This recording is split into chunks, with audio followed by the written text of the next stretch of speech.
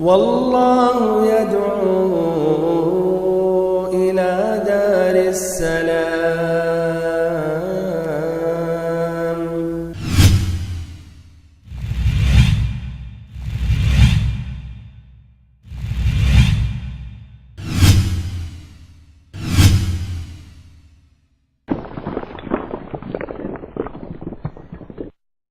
الحمد لله رب العالمين، والصلاة والسلام على أشرف الأنبياء وسيد المرسلين نبينا وحبيبنا محمد وعلى آله وصحبه أجمعين، أما بعد، فسبحانك اللهم لا علم لنا إلا ما علمتنا إنك أنت العليم الحكيم. اللهم علمنا ما ينفعنا وانفعنا بما علمتنا وزدنا علما نافعا وعملا صالحا يا رب العالمين. اللهم إنا نسألك حبك وحب نبيك وحب العمل الذي يقربنا إلى حبك. ساری تعریفیں اللہ رب العالمین کے لیے ہیں، اور مکمل ترین پورے طور پر درود و سلام اس ذات مقدسہ مبارکہ پر جن کو اللہ رب العزت نے اس دنیا میں رشد و ہدایت کے ساتھ رحمت للعالمین بنا کر بھیجا۔ محترم بھائیوں، معزز ساتھیوں، عزیز بچوں اور ہماری ماؤں اور بہنوں، سابقہ درس میں نے غزوہ خیبر کا ذکر شروع کیا تھا، اور یہ غزوے میں جو مسلمانوں نے بہت سے اموال غنیمت حاصل کیا، اس کا وعدہ اللہ رب العزت نے پہلے ہی سورۃ الفتح میں صلح الحدیبیہ کے بعد یا صلح حدیبیہ کے بعد ہی اللہ نے وعدہ کیا تھا۔ اور اس غزوے کے بعد صحابہ کرام کی حالت کافی بدل گئی، خوشحالی میں تبدیل ہو گئی۔ بہرحال آج یہ غزوے کا تذکرہ کر کے ختم کروں گا، اور انشاءاللہ اس میں جو اہم فائدے اور عبرتیں ہیں وہ بھی آپ کے سامنے عرض کروں گا۔ سابقہ درس میں یہاں تک بات پہنچی تھی کہ نبی پاک صلی اللہ علیہ وسلم نے خیبر کا جو پہلا منطقہ تھا، جس میں نطاط اور شق کے علاقے تھے، اور اس میں 5 مضبوط قسم کے قلعہ تھے، مسلمانوں نے فتح کیا، اور جنگ کرنے کے بعد، لڑائی کرنے کے بعد وہ قلعہ فتح ہوئے۔ پھر اس کے بعد اب آپ صلی اللہ علیہ وسلم صحابہ کرام کی معیت میں دوسرے منطقے کا آپ نے رخ کیا، جو کتیبہ کے نام سے بھی معروف و مشہور تھا، اور اس منطقے میں یا اس علاقے میں 3 مضبوط قسم کے قلعہ تھے: قموس اور وطیح اور سلالم۔ وہ یہودی پہلے منطقے سے یعنی شق اور نطاط سے بھاگ کر انہوں نے اس منطقے میں یا اس منطقے کے قلعوں میں انہوں نے پناہ لی۔ پھر کیا ادھر جنگ ہوئی اور لڑائی کے بعد یہ قلعہ فتح ہوئے، یا انہوں نے ان قلعوں کو بغیر لڑائی کیے ہوئے مسلمانوں کے حوالے کر دیا؟ ادھر اہل سیر میں اور مؤرخین میں اختلاف ہے۔ ابن اسحاق رحمہ اللہ صراحت سے کہتے ہیں کہ پہلا جو قلعہ تھا یعنی القموس، وہاں جنگ ہوئی اور لڑائی کے بعد یہ قلعہ فتح ہوا، اور واقدی صراحت کے ساتھ کہتے ہیں کہ یہ تینوں قلعوں میں لڑائی نہیں ہوئی، بغیر لڑائی کے وہ تینوں قلعوں کو یہودیوں نے مسلمانوں کے حوالے کر دیا۔ بہرحال ابن القیم رحمہ اللہ یہ راجح قرار دیتے ہیں کہ دونوں منطقوں میں لڑائی ہوئی، اور لڑائی کے بعد یہ پورے کے پورے قلعہ فتح ہوئے۔ اس کی وضاحت کچھ اس طرح ہے کہ نبی پاک صلی اللہ علیہ وسلم نے سختی سے ان قلعوں کا محاصرہ کیا، شدت سے آپ نے محاصرہ کیا، اور 14 دن تک آپ نے اپنا یہ محاصرہ جاری رکھا۔ پھر آپ نے یہ ارادہ کیا کہ اب منجنیق نصب کریں۔ منجنیق نصب کرنے کا جب ارادہ کیا تو یہودی اب سمجھ گئے کہ اب وہ تباہ ہونے والے ہیں، اسی لیے بہتر انہوں نے سمجھا کہ اب ہم صلح کر لیں، اتفاق کر لیں، اور اس مصیبت سے ہم بچ جائیں۔ تو اس طرح انہوں نے یہی پیش کیا کہ ہم آپ صلی اللہ علیہ وسلم کے ساتھ صلح و اتفاق کرنا چاہتے ہیں۔ اس طرح اب صلح کی بات ہوئی۔ صلح کی بات کے لیے ابن ابی الحقیق نے یہ پیغام بھیجا کہ کیا میں آپ صلی اللہ علیہ وسلم کے پاس آ کر آپ سے بات چیت کر سکتا ہوں؟ نبی صلی اللہ علیہ وسلم نے اس کو اجازت دی۔ وہ اس طرح نبی پاک صلی اللہ علیہ وسلم کے پاس آیا اور بات طے کرنے کے بعد اس شرط پر صلح کر لی گئی، اس بات پر اتفاق کیا گیا، نمبر 1 کہ قلعہ میں جو فوج ہے اس کی جان بخشی کر دی جائے، ان قلعوں میں جو فوج ہے ان کی جان بخشی کر دی جائے۔ ایسے ہی نمبر 2 ان کے بال بچے انہی کے پاس رہیں گے۔ اس کا معنی مطلب کیا ہے؟ اس لیے کہ اصول تھا اس وقت جنگ و لڑائی کی کہ شکست کھانے کے بعد یہ بچے غلام ہو جاتے تھے اور عورتیں لونڈیاں ہو جاتی تھی، تو انہوں نے یہ اتفاق کیا کہ یہ بچے اور ایسے عورتیں ہماری ساتھ ہوں گی، بمعنی ان کو غلام یا ایسے ہی لونڈی نہیں بنایا جائے گا۔ ایسے ہی نمبر 3 انہوں نے یہ کہا کہ یہ بچے عورتیں ہمارے ساتھ یہ خیبر کی سرزمین چھوڑ کر جلا وطن ہو جائیں گے۔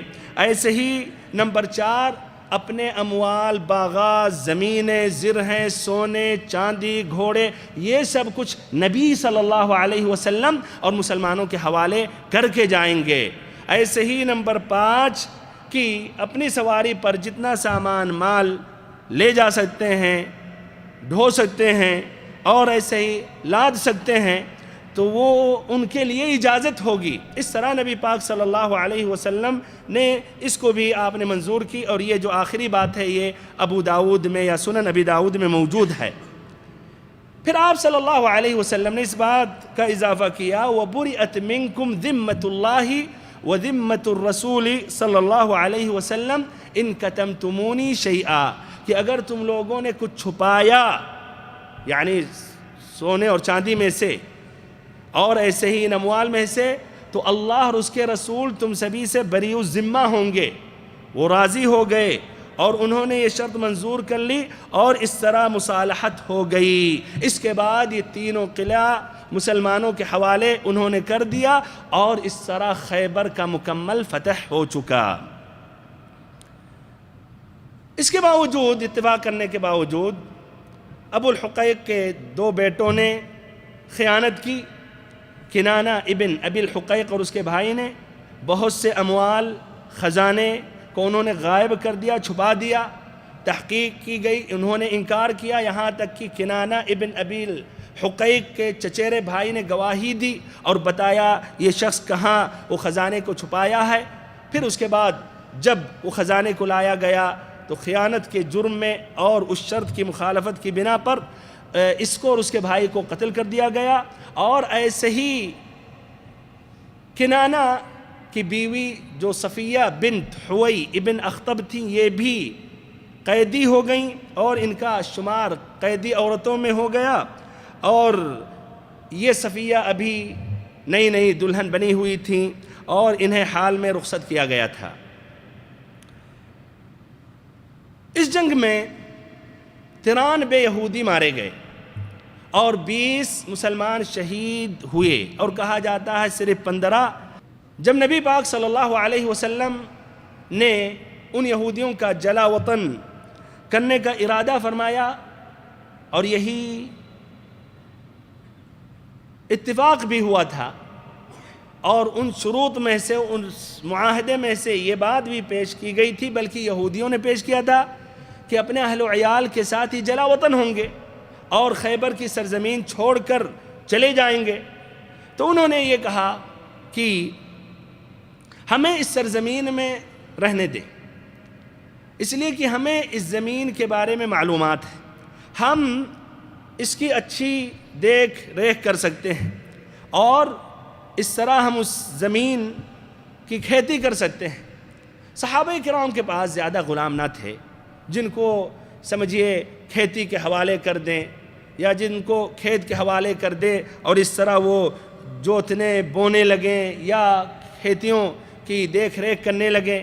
نہ ایسے ہی صحابہ کرام کے پاس اتنی فرصت تھی کہ مدینہ چھوڑ کر خیبر آ کر وہ کھیتی کریں، تو انہوں نے بھی یہ مناسب سمجھا، اور پھر اتفاق اس بات پر ہوئی کہ یہودی وہاں کے جو باغات ہیں اور جو کھیتیاں ہیں وہ اس کا پورا کام کریں گے، اور پھر آخری میں جو فصلیں تیار ہوں گی، ایسے ہی اناج جو نکلے گا، ایسے ہی اس میں جو پھل ہے وہ آدھا آدھا مسلمانوں اور یہودیوں کے درمیان تقسیم کیا جائے گا۔ آپ صلی اللہ علیہ وسلم نے یہ قبول کیا اور یہ بھی کہا کہ جب تک ہماری مرضی ہوگی اس پر برقرار رکھیں گے، یعنی جب ہماری مرضی ہوگی ہم دوبارہ یہاں سے تم سبھی کو جلا وطن کر دیں گے کہ اب خیبر چھوڑ کر چلے جاؤ۔ وہ اس طرح اس پر راضی ہو گئے۔ ہمارے بھائی اور محترم ساتھیوں، یہ مال غنیمت اس میں کافی تھے۔ اس طرح خیبر کی تقسیم 36 حصوں میں کی گئی، اور ہر حصے میں سمجھیے 100 حصوں کا جامع تھا۔ اس کا ٹوٹل کتنا ہو گیا 3600، یعنی 3600 حصے ہوئے۔ اس کا نصف آدھا یعنی 1800 اس میں تمام مسلمانوں نے جنہوں نے جنگ میں شرکت کی ان میں تقسیم کیا گیا، اور اس میں ایک حصہ نبی پاک صلی اللہ علیہ وسلم کو بھی ملا، اور دوسرا جو نصف یعنی 1800 جو حصے تھے وہ نبی پاک صلی اللہ علیہ وسلم نے مسلمانوں کی اجتماعی ضروریات و حوادث کے لیے الگ کر دیا۔ اس جنگ میں صرف 1400 صحابہ کرام موجود تھے جو صلح الحدیبیہ کے موقع پر بھی موجود تھے، اس لیے کہ آپ صلی اللہ علیہ وسلم نے اوروں کو اجازت نہیں دی تھی، اور اس میں 200 گھوڑے تھے۔ اور بھائیوں، غنیمت میں گھوڑے کا بھی حصہ ہوتا ہے، گھوڑے کا ڈبل حصہ ہوتا ہے، جبکہ جو شریک ہوتے ہیں ان کا ایک حصہ ہوتا ہے۔ ڈبل اس لیے ہوتا ہے اس لیے اس کا دیکھ بھال، کھلانا پلانا چرانا یہ ایک الگ سے ایک سمجھیے کام ہے، تو اسی لیے شریعت نے گھوڑے کو 2 حصہ دیا ہے۔ تو اس طرح جو گھوڑے والا ہوگا شریک ہوا تو اس کو کتنا حصہ ملا؟ 3 حصہ، ایک اس کا اور 2 اس کے گھوڑے کو۔ تو اس طرح 200 شہسوار تھے تو ان کو 3 حصے ملیں، یعنی 600 حصہ ان 200 شہسواروں کو ملا۔ باقی کتنا بچا؟ 1200 بچا۔ 1200 جو باقی جو پیدل فوج تھے ان میں تقسیم کیا گیا۔ اسی موقع پر حضرت جعفر ابن ابی طالب رضی اللہ عنہ بھی پہنچے اور انہوں نے نبی صلی اللہ علیہ وسلم سے ملاقات کی۔ نہ بھولیں کہ عہد مکی میں یہ بات ذکر کی گئی کہ مسلمانوں نے حبشہ کی طرف 2 مرتبہ انہوں نے ہجرت کی، تو جعفر ابن ابی طالب ہجرت کرنے کے بعد ابھی بھی حبشہ ہی میں موجود تھے۔ وہ حبشہ میں مسلمانوں کے ساتھ وہیں امن و اطمینان کے ساتھ اور ایسے ہی آزادی کے ساتھ اللہ کی عبادت کر رہے تھے۔ تو وہ یہاں تشریف لائے اور ساتھ میں ابو موسیٰ الاشعری رضی اللہ عنہ اور ان کے رفقا بھی۔ صحیح امام بخاری کی روایت ہے جس میں اس کی وضاحت کی جا رہی ہے۔ ابو موسیٰ الاشعری رضی اللہ عنہ جو یمن کے باشندے تھے کہتے ہیں کہ ہمیں نبی پاک صلی اللہ علیہ وسلم کے ظہور کا علم ہوا اور ہم یمن میں تھے، تو ہم نبی صلی اللہ علیہ وسلم سے ملنے کے لیے ہم نے ارادہ کیا اور ہم نکلے۔ ان کے ساتھ 50 یا 53 آدمی نکلے اسی خاندان یا اس قبیلے سے، تو کشتی پر سوار ہوئے، تو یہ کشتی نے ان کو جا کر سمجھیے حبشہ پھینک دیا، وہاں تک پہنچا دیا۔ پھر وہاں جب اترے تو ان کی ملاقات اور ان کی ساتھیوں کی ملاقات حضرت جعفر ابن ابی طالب رضی اللہ عنہ سے ہوئی۔ تو جعفر رضی اللہ عنہ نے کہا کہ ہمیں نبی پاک صلی اللہ علیہ وسلم نے یہاں ہجرت کرنے کا حکم دیا تھا، اور انہی کے حکم کی وجہ سے ہم ابھی بھی یہاں ٹھہرے ہوئے ہیں، تو اگر آپ چاہیں اور آپ کے رفقا تو آپ بھی ہمارے ساتھ یہیں رہیں۔ تو کچھ دیر تک وہاں ٹھہرے رہے۔ پھر اس کے بعد نبی پاک صلی اللہ علیہ وسلم نے جب اپنا ایک خط بھیجا عمر ابن امیہ الضمری کے نام سے، تو اس میں یہ بھی آپ نے پیغام دیا نجاشی کو کہ ان کو ادھر واپس وہ کر دیں۔ اس طرح اس نے 2 مرکب میں یا 2 کشتیوں میں ان سب کو بیٹھا دیا اور یہ سبھی کے سب اس طرح واپس ہو گئے۔ پھر جب یہاں پہنچے تو کچھ لوگ اکثروں نے مدینہ کا راستہ اختیار کیا اور کچھ لوگ خیبر کا انہوں نے رخ کیا اور جا کر وہ نبی پاک صلی اللہ علیہ وسلم سے ملے۔ نبی پاک صلی اللہ علیہ وسلم نے ان کو بھی مال غنیمت میں شامل کیا، ان کو بھی حصہ دیا جبکہ یہ شریک نہیں تھے۔ آپ صلی اللہ علیہ وسلم بہت خوش ہوئے جب جعفر ابن ابی طالب کو آپ نے دیکھا۔ جعفر ابن ابی طالب نبی پاک صلی اللہ علیہ وسلم کے کون ہوتے ہیں؟ چچیرے بھائی، اور علی ابن ابی طالب رضی اللہ عنہ کے کون ہوتے ہیں؟ بھائی۔ تو ان کا استقبال کیا اور انہیں چوم کر فرمایا ما ادری بأیہما انا اسر بفتح خیبر ام بقدوم جعفر، کہ واللہ میں نہیں جانتا کہ میں کس بات سے زیادہ خوش ہوں، خیبر کی فتح کی وجہ سے یا ایسے ہی یا جعفر کی آمد سے۔ واللہ میں نہیں جانتا کہ مجھے کس بات کی خوشی زیادہ ہے، خیبر کی فتح کی یا جعفر کی آمد کی۔ ایسے ہی ابو ہریرہ رضی اللہ عنہ بھی پہنچے اور وہ مدینہ پہنچے شروع میں، لیکن فجر کی نماز میں دیکھا کہ نبی پاک صلی اللہ علیہ وسلم امامت نہیں کر رہے ہیں، بلکہ جس کو آپ صلی اللہ علیہ وسلم نے اپنا نائب بنایا وہ امامت کر رہے ہیں۔ تو انہوں نے اجازت طلب کی اور نبی پاک صلی اللہ علیہ وسلم سے انہوں نے خیبر میں ملاقات کی اور نبی پاک صلی اللہ علیہ وسلم نے ان کو بھی حصہ دیا۔ اس طرح دیکھیں آپ صلی اللہ علیہ وسلم کا خلق کتنا اور اخلاق کتنا بلند تھا، یہ شریک نہیں تھے تب بھی ان کو بھی آپ صلی اللہ علیہ وسلم نے حصہ دیا۔ اس کے بعد بھائیوں یہ واقعہ ذکر کیا جا رہا ہے جس سے یہودیوں کی ناپاک حرکتیں اور ایسے ہی ان کی خباثت ظاہر ہوتی ہے، اور حقیقت یہ ہے کہ ان کے دلوں میں، ان کے سینوں میں، ان کے رگوں میں کوٹ کوٹ کر خباثت اور ایسے ہی مکر و خیانت بھری ہوئی ہے۔ جب ان کو سکون ملا، اطمینان حاصل ہوا اور اتفاق ہو گیا اور وہ بھی مطمئن ہو گئے کہ نبی پاک صلی اللہ علیہ وسلم قتل نہیں کریں گے، نہ ایسے ہی ان کے بچوں کو غلام بنائیں گے، نہ ان کی عورتوں کو لونڈیاں بنائیں گے، اور یہ بھی مزید خوش ہو گئے کہ آپ صلی اللہ علیہ وسلم نے کہا اسی سرزمین پر رہو اور آدھا اس کھیتی سے اناج جو کچھ ہوگا ہمارا رہے گا، آدھا تمہارا۔ یہ سب متفق یا یہ سب کچھ حاصل ہونے کے بعد اپنی وہ پرانی عادت کی طرف پلٹے۔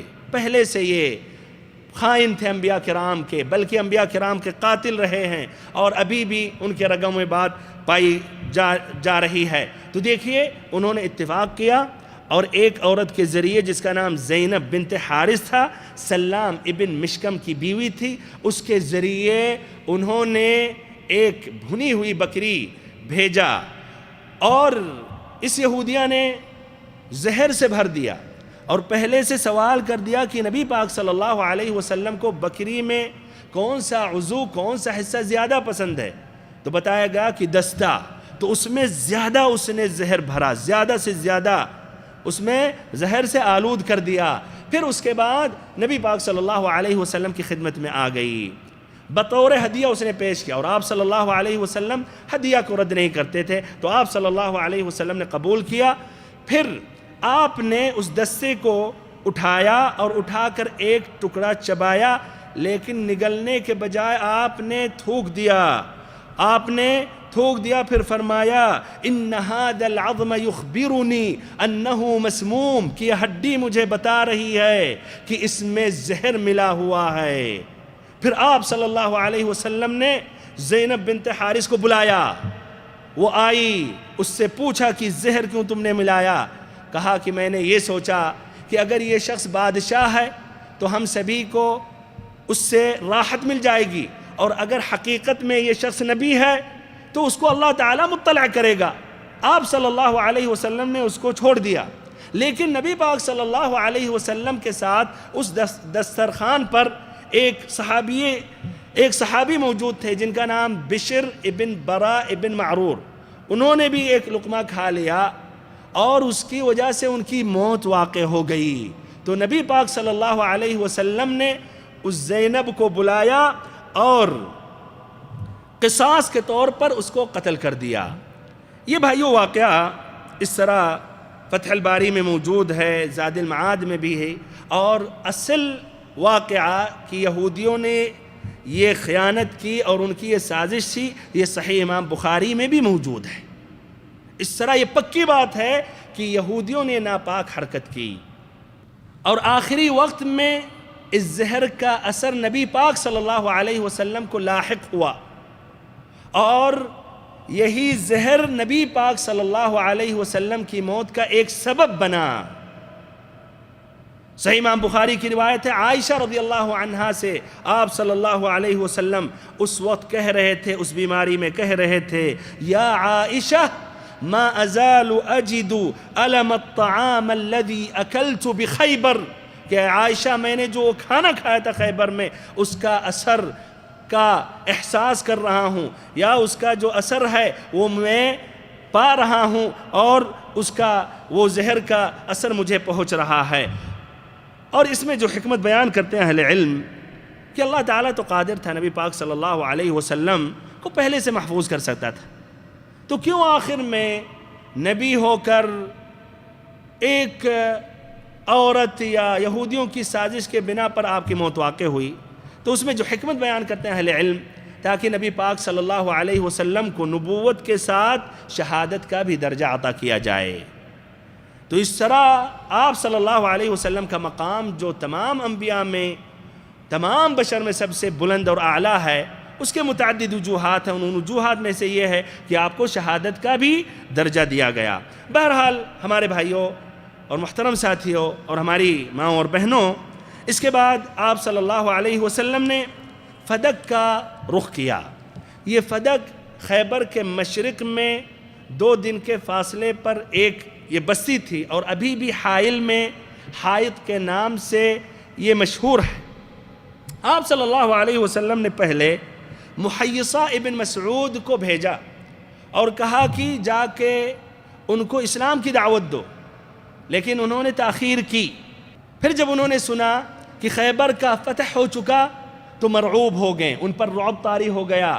پھر انہوں نے بھیجا یہ پیغام کہ ہمارے ساتھ بھی وہی معاملہ، ہمارے ساتھ بھی وہی سلوک، ہمارے ساتھ بھی وہی عہد و اتفاق کریں جو آپ نے اہل خیبر کے ساتھ کیا۔ آپ صلی اللہ علیہ وسلم اس سے راضی ہو گئے، اور یہ فدق کی زمین یا یہ فدق کا جو علاقہ تھا، یہ نبی پاک صلی اللہ علیہ وسلم کے لیے یہ زمین خالص تھی، اس لیے کہ بغیر لڑائی کیے ہوئے مسلمانوں نے قبضہ کر لیا، یا مسلمانوں کے حوالے یا نبی پاک صلی اللہ علیہ وسلم کے حوالے کر دیا گیا۔ تو اس طرح آپ صلی اللہ علیہ وسلم اس زمین سے اپنے اوپر خرچ فرماتے تھے، اور ایسے ہی بنو ہاشم کے بچوں کی عیالداری کرتے تھے، اور ان میں سے غیر شادی شدہ ضرورت مندوں کی شادی فرماتے تھے۔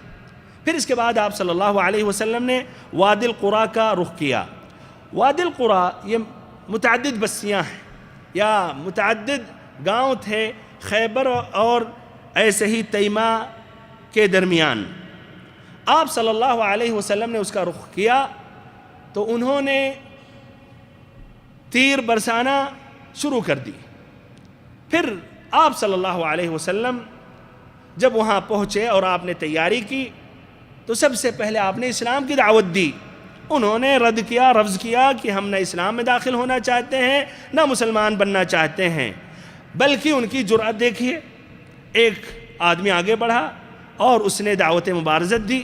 اس کے لیے زبیر ابن العوام رضی اللہ عنہ آگے بڑھے، اور زبیر ابن العوام رضی اللہ عنہ نے اس شخص کو قتل کر دیا۔ پھر ایک دوسرا آگے بڑھا، پھر اس کو بھی زبیر ابن العوام رضی اللہ عنہ نے قتل کر دیا۔ پھر تیسرا آدمی، اس کے لیے علی رضی اللہ عنہ آگے بڑھے اور اس کا کام بھی انہوں نے تمام کر دیا۔ اس طرح 11 یہودی مبارزت میں مارے گئے، اور جب بھی ایک یہودی مارا جاتا تھا تو آپ صلی اللہ علیہ وسلم نے سرے سے ان کو اسلام کی دعوت دیتے تھے۔ آپ صلی اللہ علیہ وسلم اسلام کی طرف بلاتے تھے، اور جب بھی نماز کا وقت ہوتا تھا اور نماز پڑھتے تھے اس کے بعد بھی آپ صلی اللہ علیہ وسلم انہیں اسلام کی دعوت دیتے تھے، لیکن انہوں نے اسلام نہیں قبول کیا، اور اس طرح شام ہو گئی۔ جب صبح کا وقت ہوا آپ صلی اللہ علیہ وسلم نے پھر سے ان سے جنگ شروع کی، اور سبحان اللہ ابھی مکمل طور پر سورج نیزہ برابر بھی بلند نہیں ہوا کہ یہودی شکست کھا گئے اور اس طرح وہ ہار گئے۔ لیکن انہوں نے پھر نبی پاک صلی اللہ علیہ وسلم سے یہ عرض کی کہ آپ ہمارے ساتھ وہی سلوک اپنائیں جو آپ نے خیبر والوں کے ساتھ کیا ہے، جو ان کے ساتھ آپ نے عہد و اتفاق کیا ہے، وہی عہد و اتفاق ہمارے ساتھ بھی کریں۔ آپ صلی اللہ علیہ وسلم راضی ہو گئے اور وادی القریٰ میں 4 دن تک آپ نے قیام فرمایا۔ پھر اس کے بعد یہ تیمہ والوں کو جب یہ خبر پہنچی، وہاں کے یہودیوں تک یہ بات پہنچی کہ خیبر فتح ہو چکا، وادی القریٰ بھی، فدق بھی، تو اس قدر مرعوب ہوئے اور انہوں نے یہی حکمت سمجھی کہ ہم جزیہ دے دیں۔ اس طرح انہوں نے اس پر اتفاق کیا کہ ہم سالانہ جزیہ دیتے رہیں گے۔ اس طرح وہ امن کے ساتھ اپنے سرزمین پر برقرار رہے۔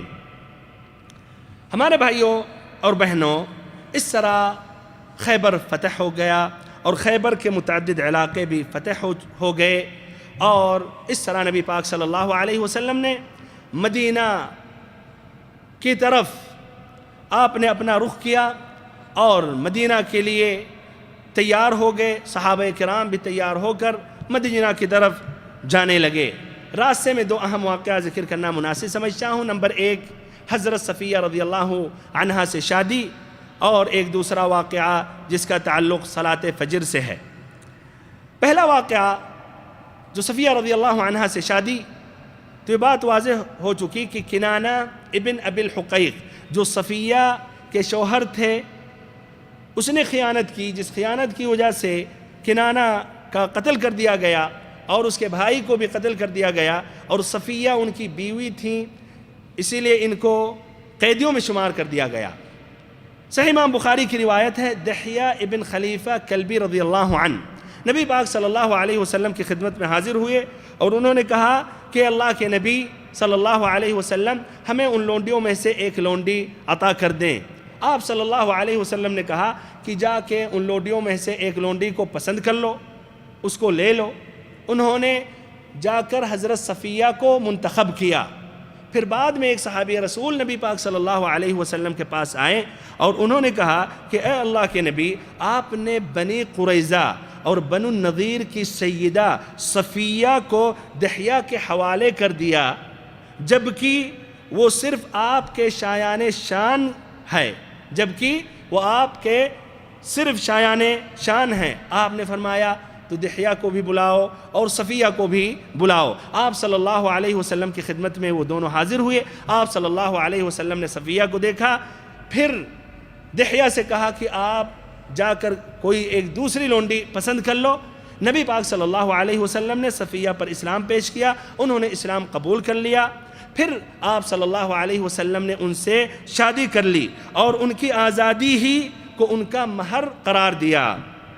مدینہ سے جب واپس ہوئے، راستے میں سد صحبہ جب پہنچے تو صفیہ رضی اللہ عنہا حلال ہو گئیں، تو ام سلیم رضی اللہ عنہا نے ان کی تیاری کی اور رات ہی میں نبی پاک صلی اللہ علیہ وسلم کے پاس انہوں نے ان کی رخصتی کر دی۔ پھر آپ صلی اللہ علیہ وسلم نے اس کے بعد اسی راستے میں اسی جگہ پر آپ نے ولیمہ کیا، اور ولیمے میں آپ نے کھجور، گھی اور ستو سان کر کھلایا، اور ایسے ہی کھجور، گھی اور ستو سان کر آپ نے یہ ولیمہ کھلایا، اور آپ اسی جگہ پر 3 دن تک آپ نے قیام کیا۔ پھر اس کے بعد آپ نے سفر طے کیا۔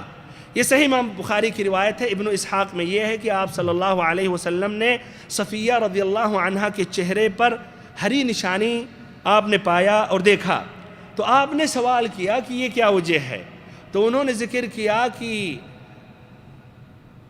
آپ کے پہنچنے سے پہلے، یعنی خیبر پہنچنے سے پہلے میں نے خواب دیکھا کہ چاند اپنی جگہ سے ہٹ کر ہمارے آغوش میں آ گرا ہے۔ تو میں نے یہ خواب اپنے شوہر کنانہ سے ذکر کیا تو اس نے زور سے ایک تھپڑ مارا اور اس نے کہا، وہ بادشاہ جو مدینہ میں ہیں تم اس کی آرزو کر رہی ہو؟ اس کا معنی یہ ہوتا ہے کہ کنانہ چالاک تھا، ہوشیار تھا، وہ سمجھ گیا، بلکہ خوف زدہ ہو گیا کہ شاید یہ صفیہ یہ اس بادشاہ بلکہ وہ نبی اکرم محمد صلی اللہ علیہ وسلم کی بیوی ہو جائیں گی۔ دوسرا واقعہ جو اس سفر میں پیش آیا وہ یہ ہے کہ ایک مرتبہ سفر طے کر رہے تھے اور رات میں بھی چلتے رہے تو آخری رات کے حصے میں ایک جگہ پر پڑاؤ ڈالا۔ نبی صلی اللہ علیہ وسلم نے حضرت بلال رضی اللہ عنہ سے کہا کہ رات میں جگتے رہنا تاکہ صبح کی نماز کے لیے سب کو جگا دینا۔ سبحان اللہ، وہ بھی تھکے ہوئے تھے، ان کی بھی آنکھ لگ گئی، وہ بھی سو گئے اور سب سوتے رہے یہاں تک کہ سورج نکل آیا، بلکہ دھوپ آ گئی۔ اس کے بعد سب سے پہلے نبی پاک صلی اللہ علیہ وسلم بیدار ہوئے، پھر صحابہ کرام کو بیدار کیا اور یہاں فجر کی نماز نہیں پڑھی، کہا کہ اس وادی کو چھوڑ دو اور آگے جا کر وہاں وضو کر کے فجر کی نماز نبی صلی اللہ علیہ وسلم نے پڑھی۔ اس طرح مدینہ واپس ہو گئے۔ سن 7 ہجری میں سفر کا مہینہ تھا، سفر کا آخری مہینہ تھا یا ربیع الاول کا مہینہ تھا۔ کس سن میں؟ سن 7 ہجری میں۔ اب ہمارے بھائیوں اور بہنوں، اس غزوے سے جو اہم فائدے اور عبرتیں ماخوذ ہیں وہ ذکر کر رہا ہوں۔ پہلا فائدہ یہ ہے کہ اللہ تعالیٰ کے ذکر کرتے وقت، اللہ تعالیٰ کا ذکر کرتے وقت اور ایسے ہی دعا مانگتے وقت پس آواز میں انسان کو، مسلمان کو چاہیے کہ ذکر کرے اور ایسے ہی دعا مانگے۔ صحیح امام بخاری کی وہ حدیث گزر گئی جو ابو موسیٰ الاشعری رضی اللہ عنہ سے مروی ہے کہ جب یہ خیبر کے راستے میں تھے، بلند آواز میں صحابہ کرام اللہ اکبر کہنے لگے تو آپ صلی اللہ علیہ وسلم نے کہا اربعوا علی انفسکم، کہ اپنے اوپر رحم کرو، آہستے پس آواز میں اللہ کا ذکر کرو۔ انکم لا تدعون اصم ولا غائبا، تم کسی بہرے کو یا غیر موجود کو نہیں پکار رہے ہو۔ انکم تدعون سمیعا قریبا وهو معکم، تم بہت زیادہ سننے والے جو نہایت ہی قریب ہے، تمہارے ساتھ ہے، اس کو تم پکار رہے ہو۔ ہمارے بھائی اور محترم ساتھیوں، اس سے 2 فائدے حاصل ہو رہے ہیں۔ نمبر 1، یا بلند آواز میں ذکر کرنے سے یا دعا مانگنے میں 2 نقصانات ہیں۔ نمبر 1 کہ اس میں سنت کی مخالفت ہے۔ سنت کا طریقہ کیا ہے کہ ایسے ہی پس آواز میں انسان اللہ کا ذکر کرے، یعنی کہ خود سن سکے اور اگر بغل میں ہے تو وہ بھی کبھی کبھی سن لے، نہ کہ پوری مسجد سب سن رہے ہیں۔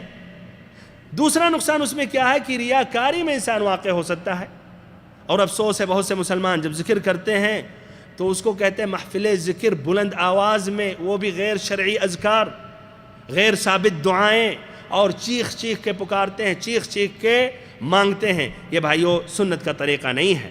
لیکن جہاں واضح طور پر حدیث ہے مخصوص مقامات پر کہ وہاں بلند آواز میں ذکر کیا جائے تو یہ بہت اچھی بات ہے۔ جس طرح کی تلبیہ کے وقت حج میں آپ نے احرام باندھا، تلبیہ بلند آواز میں کریں، لبیک اللہم لبیک لبیک لا شریک لک لبیک، یہ بلند آواز میں پڑھیں۔ جس طرح کی مسند امام احمد کی روایت ہے، السائب ابن خلاد رضی اللہ عنہ سے کہتے ہیں نبی پاک صلی اللہ علیہ وسلم نے فرمایا اتانی جبریل فامرنی ان آمر اصحابی ومن معی ان يرفعوا اصواتهم بالتلبیہ، کہ جبریل امین ہمارے پاس آئیں اور انہوں نے حکم دیا کہ ہم حکم دیں صحابہ کرام کو اور ہمارے ساتھ جو ساتھی ہیں کہ تلبیہ بلند آواز میں کریں، بلند آواز میں یہ تلبیہ پڑھیں۔ دوسرا فائدہ یہ ہے کہ حدی خوانی شریعت اسلامیہ میں یہ جائز ہے اور درست ہے۔ حدی خوانی جس کو عربی میں نشید کہتے ہیں، یا کہیے شعر ترنم کے ساتھ پڑھنا، اگر اس کا معنی، اس کے الفاظ صحیح ہیں، درست ہیں تو ترنم کے ساتھ پڑھنے میں کوئی حرج نہیں۔ لیکن بھائیو گریز کرنا چاہیے کہ گانوں کا طرز اختیار کر کے پڑھا جائے یا ایسے اس کے ساتھ میوزک ملایا جائے یا ڈھول یا بجانا، اس سے اجتناب کرنا چاہیے۔ اور اس کی دلیل اسی غزوے میں آ چکا کہ عامر ابن اکوع رضی اللہ عنہ راستے میں انہوں نے حدی خوانی کی، انہوں نے شعر پڑھایا، انہوں نے شعر پڑھا اللہم لولا انت مہتدینا ولا تصدقنا ولا صلینا۔ ایسے صحیح امام بخاری کی روایت حضرت انس رضی اللہ عنہ سے مروی ہے۔ غزوہ احزاب میں خندق کے وقت یا کھدائی کے وقت وہ صحابہ کرام پڑھتے تھے نحن الذین بایعوا محمدا علی الجہاد ما بقینا ابدا، اور نبی پاک صلی اللہ علیہ وسلم بھی جواب دیتے تھے اللہم انہ لا خیر الا خیر الآخرہ فاغفر یا فبارک فی الانصار والمہاجرہ۔ تیسرا فائدہ یہ ہے کہ جنگ شروع کرنے سے پہلے کفار کو اسلام کی طرف دعوت دینا واجب ہے، اور ان کو اسلام کی طرف بلانا یہ فرض ہے تاکہ حجت قائم ہو جائے۔ پھر حجت قائم ہو جانے کے بعد اگر قبول نہیں کر رہے ہیں اور وہ یہودی یا عیسائی ہیں تو ان سے جزیہ کا مطالبہ کیا جائے، اگر وہ جزیہ بھی دینے کے لیے تیار نہیں تب جنگ شروع کرنی چاہیے۔ جس طرح کی اسی واقعے میں ذکر کیا گیا کہ نبی پاک صلی اللہ علیہ وسلم نے علی رضی اللہ عنہ سے کہا انفذ على رسلك حتى تنزل بساحتهم ثم ادعوهم الى الاسلام واخبرهم بما يجب عليهم من حق الله فلن يهدي الله بك یا فوالله لأن يهدي الله بك رجلا واحدا خیر لك من حمر النعم، کہ آرام سے اطمینان کے ساتھ وہاں جاؤ، ان کے میدان میں اترو، پھر انہیں اسلام کی طرف دعوت دو اور اللہ کے جو حقوق ہیں اس کو بھی بیان کرو، اور اللہ تعالیٰ اگر تمہارے ذریعے ایک شخص کو بھی ہدایت دے دے تو تمہارے لیے سرخ اونٹ سے بھی بہتر ہے۔ تو دیکھیے شروع میں کیا کہا، اسلام کی طرف دعوت دو۔ اور ایسے ہی وادی القریٰ یا فدق میں بھی ذکر کیا گیا کہ نبی پاک صلی اللہ علیہ وسلم نے جب وہ صحابی کو بھیجا تو کہا کہ ان کو اسلام کی طرف دعوت دو۔ ایسے ہی وادی القریٰ کے جنگ کے وقت آپ صلی اللہ علیہ وسلم کئی مرتبہ آپ ان کو اسلام کی طرف دعوت دیتے رہے، لیکن یہ یہودی جن کے دلوں پر اللہ نے مہر لگا دی ہے ہدایت سے محروم ہیں۔ بہرحال تو یہ واجب ہے، اور بھائیو یاد رکھیں کہ لوگوں کا اسلام لانا اللہ تعالیٰ کے نزدیک، نبی اکرم صلی اللہ علیہ وسلم کے نزدیک، صحابہ کرام کے نزدیک مال و دولت سے، زمینوں سے، ایسے ہی سونے چاندی گھوڑے جانوروں سے یا ان کے مویشی سے زیادہ محبوب اور پسندیدہ ہے۔ اور ایسے ہی اللہ رب العزت کے نزدیک یہ لوگوں کا ہدایت پانا، ہدایت پر آ جانا، ہدایت میں داخل ہو جانا، اور ایسے ہی کہ وہ جنت کے مستحق ہو جائیں، یہ زیادہ محبوب اور پسندیدہ ہے کہ اللہ تعالیٰ ان کو اپنے عذاب میں ڈالے۔ ہمارے بھائیوں اور محترم ساتھیوں، اسی لیے جنگ کے وقت بھی اسلام نے یہ حکم دیا کہ اگر کوئی شخص یہ کہے میں مسلمان ہو گیا، لا الہ الا اللہ کا اقرار کر دیا، تو بھائیوں چھوڑ دینا چاہیے۔ جبکہ اگر دوسرے نقطہ نظر سے دیکھا جائے تو شاید کچھ لوگ کہیں گے یہ تو بہت بڑی بیوقوفی ہے، وہ دھوکہ دے سکتا ہے، لیکن تب بھی اسلام نے کہا نہیں، اسلام کا دعویٰ کر رہا تو خلاص اس کو چھوڑ دیا جائے۔ صحیح امام بخاری اور امام مسلم کی روایت ہے، حضرت مقداد ابن عمر رضی اللہ عنہ سے انہوں نے نبی پاک صلی اللہ علیہ وسلم سے سوال کیا کہ اگر میری ملاقات ایک کافر سے ہو گئی، ہماری جنگ کسی کافر سے ہو گئی، پھر اس نے اپنی تلوار سے ہمارا ایک ہاتھ مارا کاٹ دیا اور پھر بھاگ گیا، پھر جب میں نے اس کا پیچھا کیا اور ایک درخت پر پہنچ گیا، درخت پہ پکڑ لیا، اور میں جب اس پر وار کرنے جا رہا ہوں تو اس نے کہا اسلمت للہ، میں اللہ تعالیٰ کی خاطر اللہ کے لئے مسلمان ہو گیا۔ اقتلہ یا رسول اللہ بعد ان قالہا، کہ اس نے جو یہ کلمہ کہا، اسلام کا دعویٰ کیا، کیا یہ کہنے کے بعد میں اس کو قتل کر دوں؟ آپ نے کہا لا تقتلہ، اس کو قتل مت کرو۔ اس شخص نے کہا یا رسول اللہ انہو قطع احدی یدی، کہ اس نے ایک ہاتھ ہمارا کاٹ دیا، کاٹنے کے بعد بھاگ کر کہہ رہا میں مسلمان ہو گیا۔ آپ نے کہا لا تقتلہ، کہ اس کو قتل مت کرو۔ پھر آپ نے اس کو ایک وعید بھی سنائی وہ صحابی اپنے اس ساتھی کو۔ ایسے ہی بھائیو، صحیح امام مسلم کی وہ مشہور روایت ہے، حضرت اسامہ رضی اللہ عنہ نے ایک جنگ میں ایک شخص کو لا الہ الا اللہ کہنے کے بعد قتل کیا۔ نبی پاک صلی اللہ علیہ وسلم کے پاس جب آئے تو آپ صلی اللہ علیہ وسلم ناراض ہوئے اور آپ نے کہا لما قتلتہ، کیوں اس کو قتل کیا؟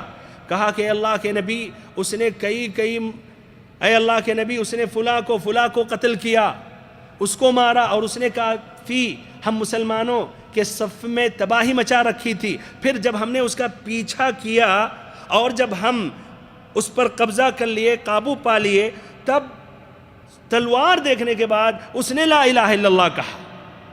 ایک روایت میں آپ صلی اللہ علیہ وسلم نے کہا افلا شققت عن قلبه حتى تعلم اقالها ام لا، کہ تم نے ایسا کیوں نہیں کیا کہ اس کا دل چیر لیتے پھر دیکھتے اس نے سچے دل سے کہا یا جھوٹے دل سے۔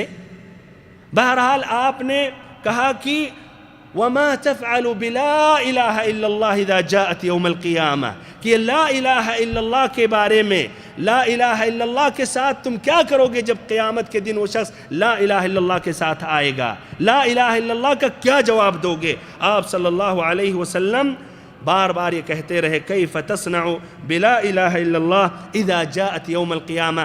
تو ایسے ہی آتا ہے ایک دوسری روایت میں کہ اسامہ رضی اللہ عنہ نے کہا کہ میں نے اس وقت یہ تمنا کیا کہ کاش میں اسی وقت مسلمان ہوتا۔ تو ہمارے بھائیوں، اسلام یہ چاہتا ہے کہ لوگ اپنے آپ کو جہنم سے بچا لیں، اپنے آپ کو جہنم سے آزاد کر لیں۔ ہو سکتا ہے یہ ذہن میں سوال آئے لیکن اسلام کا کیا عمل دخل ہے؟ کیوں لوگوں کو اسلام کی طرف مجبور کرتا ہے؟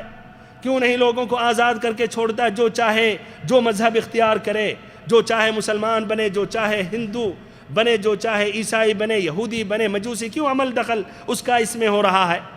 تو ہمارے بھائیوں، اس لیے کہ یہ بات بالکل یعنی واضح ہونی چاہیے، بلکہ ہمارا یہ عقیدہ ہونا چاہیے جس میں ادنا بھی شک نہیں کرنا چاہیے۔ اس لیے اللہ تعالیٰ کے نزدیک صرف یہ واحد دین ہے جو مقبول ہے، اور اس کے علاوہ جتنے ادیان ہیں سارے کے سارے باطل ہیں، اور ان ادیان کی طرف یا ان ادیان پر چلنے والے، ماننے والے یہ گمراہ ہیں، اور قیامت کے دن سبھی کے سب جہنمی ہیں۔ یہ حقیقت ہے، اس میں کوئی دو رائے نہیں ہے، نہ اس میں شک کرنی چاہیے۔ رب العزت نے فرمایا سورۃ آل عمران آیت نمبر 19 میں ان الدین عند اللہ الاسلام،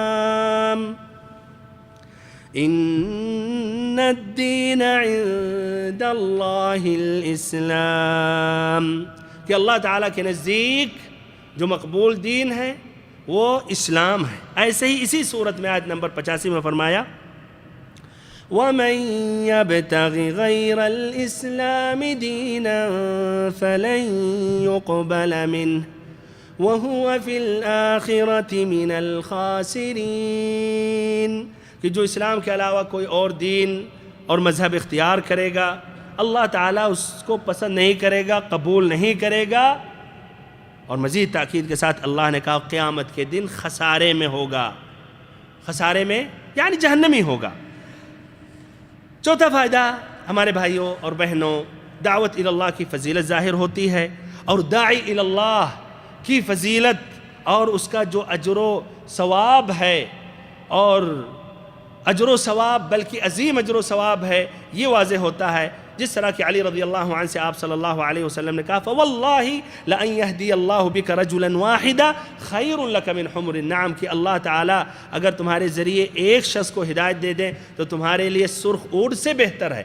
ایک آدمی کی ہدایت سے اتنا ثواب ہے، تو اگر آپ کے ذریعے 2 3 10 20 50 100 ہدایت یافتہ ہو جا رہے ہیں، اور اس میں بھائیوں وہ بھی داخل ہے غیر مسلمان جو اسلام میں آ رہا ہے، یا وہ مسلمان جو اسلام سے دور ہیں بلکہ شرک اور کفر میں ڈوبے ہیں، جو حقیقت میں وہ بھی کافروں کی طرح ہے، تو آپ کے لیے بھی یہ فضیلت ہے۔ پانچواں فائدہ، علی رضی اللہ عنہ کی فضیلت ظاہر ہوتی ہے، اس لیے کہ آپ صلی اللہ علیہ وسلم نے ان کو پرچم دیا، اور اس سے پہلے آپ نے یہ کہا تھا کہ میں ایسے شخص کو یہ جھنڈا دوں گا جس کے ذریعے اللہ تعالیٰ فتح عطا کرے گا۔ وہ شخص اللہ اور اس کے رسول سے محبت کرتا ہے، اور اللہ اور اس کے رسول اس سے محبت کرتے ہیں۔ تو اتنی بڑی فضیلت علی رضی اللہ عنہ کی ظاہر ہو رہی ہے۔ چھٹا فائدہ یہ ہے کہ مال و دولت، قلعہ، کوئی بھی فائدہ ایسے لوگوں کو نہیں آتے ہیں جن پر اللہ تعالیٰ ناراض ہے اور اللہ کا غضب و قہر نازل ہے، جس طرح کی یہ یہودی۔ ساتواں فائدہ، یہودیوں کی خباثت ظاہر ہوتی ہے، اور ان کے اندر جو کوٹ کوٹ کر خیانت اور مکر بھری ہوئی ہے، اس لیے کہ انہوں نے کوشش کی نبی پاک صلی اللہ علیہ وسلم کے قتل کی، اور اس میں کوئی تعجب کی بات نہیں، اس سے پہلے بہت سے انبیاء کرام کو انہوں نے قتل کیا۔ لیکن ساتھ ساتھ دیکھیے بدبختی کہ جب آپ صلی اللہ علیہ وسلم نے ان سے سوال کیا کیوں ایسا کیا، تو انہوں نے بتایا کہ اگر آپ بادشاہ ہیں تو ہم آپ سے راحت اور سکون میں ہو جائیں گے، اور اگر آپ نبی ہیں تو اللہ تعالیٰ آپ کو مطلع کرے گا۔ آپ نے مطلع کیا، تب بھی انہوں نے اسلام نہیں قبول کیا، بلکہ اپنے کفر پر، یہودیت پر باقی رہے۔ اللہ نے ان کے دلوں پر مہر لگا دیا ہے۔ 8واں اور آخری فائدہ، نبی پاک صلی اللہ علیہ وسلم علم الغیب جانتے ہیں، لیکن اتنا جتنا اللہ تعالیٰ نے آپ کو بتایا اور مطلع کیا۔ فرمایا رب العزت نے وَمَا كَانَ اللَّهُ لِيُطْلِعَكُمْ عَلَى الْغَيْبِ وَلَكِنَّ اللَّهَ يَجْتَبِي مِن رُّسُلِهِ مَن يَشَاءُ۔ آل عمران آیت نمبر 179۔ وَمَا كَانَ اللَّهُ لِيُطْلِعَكُمْ عَلَى الْغَيْبِ، کہ اللہ تعالیٰ تم لوگوں کو غیب پر مطلع نہیں کرے گا یا مطلع نہیں کرتا ہے، غیب کی باتیں تم نہیں جانتے ہو۔ وَلَكِنَّ اللَّهَ، لیکن اللہ رب العزت يَجْتَبِي مِن رُّسُلِهِ مَن يَشَاءُ، اپنے رسولوں میں سے کچھ لوگوں کو اختیار کرتا ہے۔ اس کی تفسیر میں مفسرین کہتے ہیں یعنی کچھ غیب کی باتوں پر مطلع کرتا ہے۔ ایسی دوسری آیت ہے عالم الغیب فلا يظهر على غیبه احدا الا من ارتضى من رسول فانه يسلك من بين يديه ومن خلفه رصدا، کہ عالم الغیب ہے اللہ رب العزت، جو کسی کو مطلع نہیں کرتا، کوئی مطلع نہیں ہوتا، کوئی نہیں جانتا ہے۔ اسی لیے جبریل امین جب نبی پاک صلی اللہ علیہ وسلم کے پاس آئے، جو اسلام، ایمان، احسان کے بارے میں سوال کیا، آخر میں کہا قیامت کب ہے؟ تو کیا کہا مَا الْمَسْئُولُ عَنْهَا بِأَعْلَمَ مِنَ السَّائِلِ، جس سے سوال کیا جا رہا ہے وہ سوال کرنے والے سے زیادہ نہیں جانتا ہے۔ یعنی جبریل امین بھی نہیں جانتے ہیں، محمد صلی اللہ علیہ وسلم بھی نہیں جانتے ہیں، لیکن ادھر فرمایا اِلَّا مَنِ ارْتَضَىٰ مِن رَّسُولٍ، کہ اللہ تعالیٰ کچھ رسولوں کو منتخب کرتا ہے، اور اس میں وہ رسول چاہے فرشتوں میں سے ہوں یا ایسے ہی بشر میں سے ہوں، تو اللہ تعالیٰ کچھ باتوں پر مطلع کرتا ہے۔ جس طرح کی بہت سے واقعات کے بارے میں آپ صلی اللہ علیہ وسلم نے بتایا، اور بہت سے معجزات میں اس طرح یہ شامل ہیں، لیکن مطلقاً علم الغیب جاننا یہ بھائیوں صرف اللہ رب العزت کی خصوصیت ہے۔ اور اس کی دلیل اسی واقعے سے، شروع میں جب وہ عورت نے یہ بکری لائی، آپ نے کھانا شروع کر دیا، ہے کہ نہیں؟ اگر آپ علم الغیب پہلے سے جانتے تو آپ کھانا کھاتے۔ آپ نے کھانا کھایا، ایک لقمہ لیا، پھر آپ نے تھوک دیا، اور آپ کے ساتھ وہ بشر ابن برا ابن معرور، وہ کھانے کے بعد ان کا انتقال ہو گیا۔ اگر آپ پہلے سے علم الغیب جانتے تو اس کا معنی استغفر اللہ کہ آپ نے قصداً اپنے آپ کو آپ نے ضرر پہنچایا، جبکہ یہ جائز نہیں ہے انسان کے لیے۔ یہ نفس اللہ کے اختیار میں، یہ نہیں آپ کے اختیار میں، جب چاہیں تو اس کو آپ ہٹا دیں، ختم کر دیں، خودکشی کر لیں۔ اور ایسے ہی اس کا معنی مطلب یہ ہوا کہ قصداً آپ نے اپنے صحابی کو کھلایا تاکہ یہ صحابی مر جائے، اور اس کے معنی اعوذ باللہ نبی پاک صلی اللہ علیہ وسلم قاتل ہوئی۔ تو نہیں، اس وقت تک آپ کو خبر نہیں تھی، لیکن اس کے بعد خبر پہنچنے کے بعد آپ نے تھوک دیا، اور اس وقت صحابی رسول نے کھا لیا تھا، اسی لیے وہ اثر پہنچا اور ان کی موت واقع ہو گئی۔ تو ہمارے بھائیوں اور محترم ساتھیوں، خلاصہ کلام، نبی اکرم صلی اللہ علیہ وسلم مطلقاً علم الغیب نہیں جانتے ہیں، اتنا جانتے جتنا اللہ تعالیٰ نے آپ کو مطلع کیا ہے۔ اور اس واقعے میں اس بات کے لیے بین اور واضح نشانی ہے ان لوگوں کے لیے جو حق کی تلاش کرتے ہیں اور حق جاننے کے بعد قبول کر لیتے ہیں۔ اللہ تعالیٰ سے ہم آخری میں دعا کرتے ہیں کہ اللہ تعالیٰ ہم سبھی کو علم نافع عطا کرے۔ وصلی اللہ وسلم وبارک ونعم علی عبدک ورسولک محمد۔